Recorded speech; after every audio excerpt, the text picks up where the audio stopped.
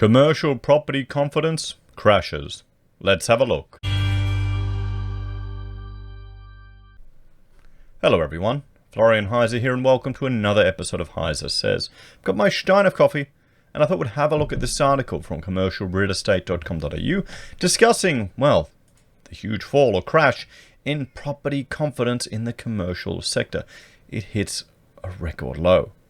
Now, before we go through this, I'll draw your attention to the Property Council of Australia. They have their property data room, and here you can get information about different sectors in property.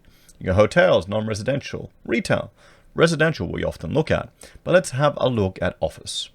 And here we have, you can look at office stock levels here, the total of Australian office stock, NLA, net lettable area, by market. You can just compare the scale of different markets, guys. Look at how big Sydney is compared to Canberra or Brisbane. So Canberra and Brisbane are about the same. Melbourne, a little bit less than Sydney, Perth, Adelaide, and then Brisbane Outer, right down here to different areas. Now we can look at the office vacancy rates, and this is a chart that I think is quite interesting to have a look at, because you'll see here at the beginning, from Jan 90 to about, peaked at 93. This is the recession Australia had to have. Do you remember that, guys? Look at commercial vacancies, offices emptying out, and that's before we really had the technology to work from home and work remotely as well as we could. I know we had the internet in the 90s, but it was pretty crappy. You had fax machines, dial-up modem, you could make phone calls. My father worked from home in Victoria. He'd built a whole wing on the side of the house that he used for his drafting people and himself to work, but it's a bit different. So if we have a look at some different cities, we can see now we're sitting at, from the January data, an 8% vacancy rate. We'll look at Sydney. You can see the same thing happen. Look at that jump in commercial right there. Look at Melbourne, over 25%. Good old Brizzy, we climbed up, went back down. We're higher now. Higher in commercial vacancies. And I know there's some clients we worked with over the last couple of years in the city where they had B grade office stock or low A grade, where they needed to lift it up to that next level just to attract tenants, just to attract people in there. That's going to get harder. So there could be an opportunity if you work in that sector, guys. But the one I like to refer to again and again is Canberra. Look at Canberra.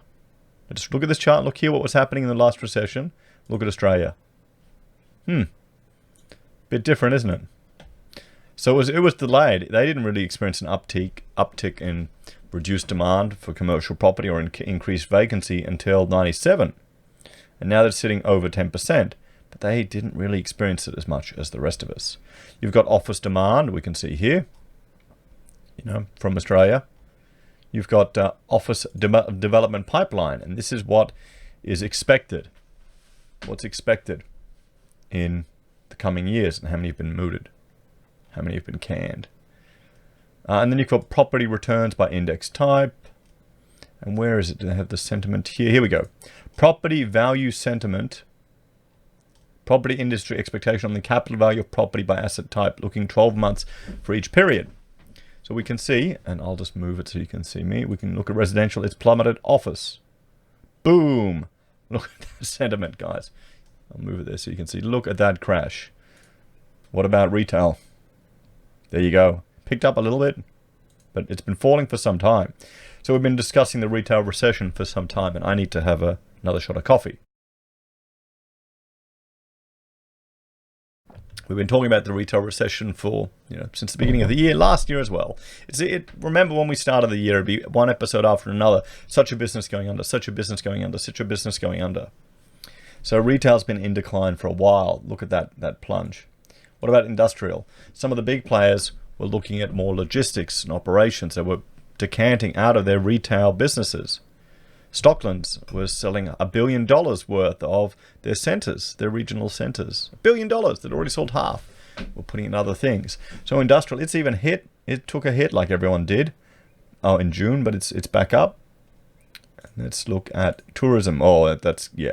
Tourism has plunged. Sentiments improved slightly, but still well into the negative.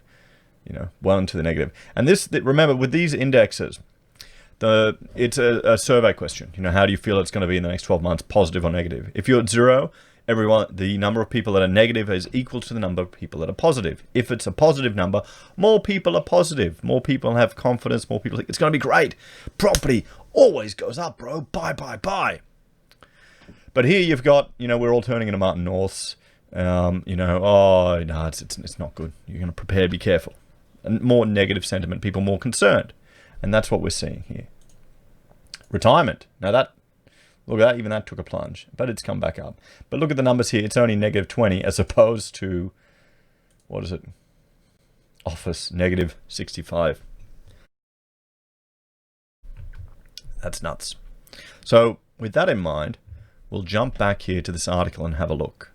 Because remember, I think we'll start to see, in probably 6 months to a year's time, we'll start to see articles emerge about the changing work environment, how this business is run completely from home. I actually met one gentleman when I was doing my coffee networking. Their legal practice didn't even have an office. They were just working remotely all the time. They actually developed their own app so they could track locations of where to get free internet. Smart, smart, because it just costs money. It's more acceptable these days as well. So, commercial property confidence slumps to a record low. Commercial property sentiment is at its lowest ebb ever, while industry confidence turns negative over the long 2-year time frame for the first time, according to National Australia Bank economists. Sentiment collapsed in most sectors in the second quarter. Retail, office, and hotel real estate all attracted unprecedented declines in confidence, according to the NAB Commercial Property Survey. The sectors struggled because of widespread changes in working arrangements from the office to home. There you go. Mandatory closures in hospitality and social distancing, causing many retailers to fail, and travel restrictions that saw occupancy rates in CBD hotels fall to just 37% in quarter 2, the NAB report said. However, the fallout for industrial property was comparatively limited, mostly due to the logistics demand generated by the rapid acceleration in online shopping over recent months, the report said. Now, here's the thing. Online shopping is going to receive a bonus because it's a boost. How many of you, let us know in the comments, how many of you have actually become acclimatized to doing online shopping for the first time? I will be quite honest, I tend to avoid it. Because, what's my shopping that I do? Oh, well, I do online shopping. Maybe I'll buy a computer game occasionally, and that's on Steam. I can't be bothered going to Games Workshop or whatever, or EB Games, to buy a computer game when all I'm getting in is a Steam key. It's kind of pointless. But everything else I usually shop for is at Bunnings or a camping shop. Maybe I need to start getting that delivered. Compiled by Chief Economist Alan Oster and the bank's economics team, the survey tapped 370 industry respondents, real estate agents, property developers, fund managers, and investors for their views on the prospects across the property sector. Overall sentiment has dropped to negative 62 points on the index, surpassing the previous low of negative 19 points in 2012 third quarter. Confidence in the long-term outlook also took a battering. The 12-month index fell to negative 55 and the 2-year measure to negative 29, recording its first negative reading. There you go. The results suggest property experts are not expecting markets to improve anytime soon, the NAB report said. 8 in 10 property experts expect the biggest changes in office markets from the pandemic will be the continuation or extension of working from home, as well as structural changes in how office space were used, according to the survey findings. A large number also expected to see slower lease volumes and renewals and cash flow reductions due to firms' ability to continue operating and pay rent, and how this will impact investors' mindset as key changes. It said only 2% believe the conditions will return to pre-pandemic patterns. There you go. What do you think? As shoppers stayed home during the pandemic, social restrictions, rent collected across all types of retail property was hit. Holding up best, though, were the bulk goods and large format retail centers, while strip retailers and regional shopping malls fared worse, the report said. The number of developers looking to start new work in the next 18 months fell heavily to a survey low 68% in Q2, suggesting the disruption caused by the pandemic has not only had an immediate impact on the building construction industry, but will continue to impact over the next few years, it said. And you've got to realize, if you're in the building game, and building approvals for multi-res are dropping, building approvals for housing projects are dropping, and you are hoping to get into the commercial or retail, well, one, it's bloody hard. It's a different sector. Two, it's going to cop it as well. Don't worry, everyone. I'm sure the increased search results will save us all. What do you think?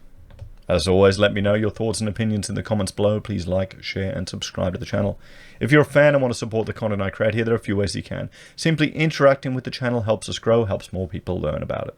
You can support us financially via joining us on YouTube or Patreon, using any of our affiliate links at Amazon, eBay, Independent Reserve, or Kucoin, buying our merch from HeiseSays, using Gold Pass from the Perth Mint, or supporting us via PayPal. Take care, and I'll see you all next time. Bye for now.